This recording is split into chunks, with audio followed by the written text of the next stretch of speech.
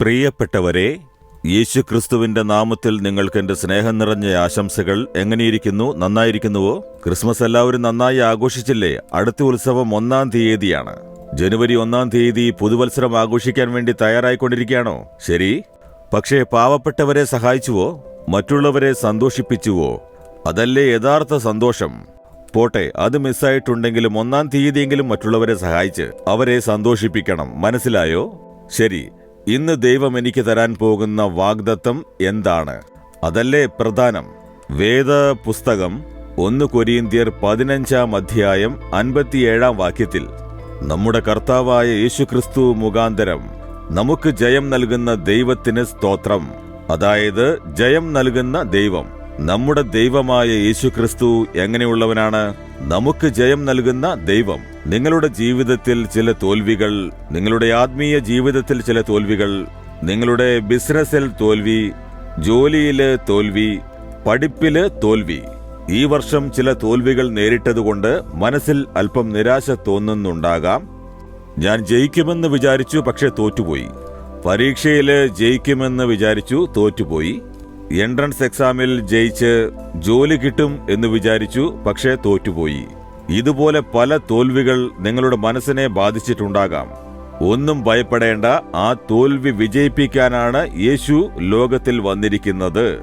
അവന്റെ പേര് നമുക്ക് ജയം നൽകുന്ന ദൈവമെന്നാണ്. നിങ്ങൾക്ക് ജയം തരുന്ന ദൈവം.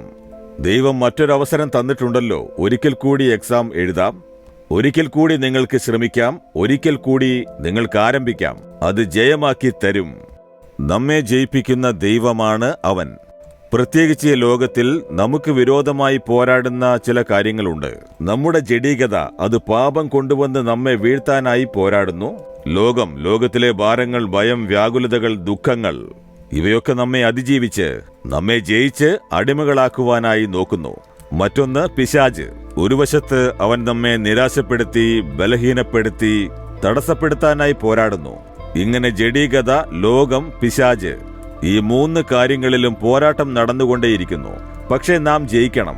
ആ ജയം എങ്ങനെ കിട്ടും? യേശുക്രിസ്തു ഒരു ദൈവം മനുഷ്യനായി വന്ന്, പൂർണ്ണ മനുഷ്യനായി ഈ ലോകത്തിൽ ജീവിച്ച്, പാപത്തെയും ലോകത്തെയും ജഡത്തെയും ജയിച്ച്, കുരിശിൽ തൂങ്ങി വിജയം വരിച്ച് നമുക്ക് ജയം തന്നിരിക്കുന്നു. ആ യേശു തുണയുണ്ടെങ്കിൽ നിങ്ങൾക്ക് ജഡീകതയെ ജയിക്കാനാകും, ലോകത്തിലെ പോരാട്ടങ്ങളെ ജയിക്കാനാകും, പിശാചിനെ ജയിക്കാനാകും.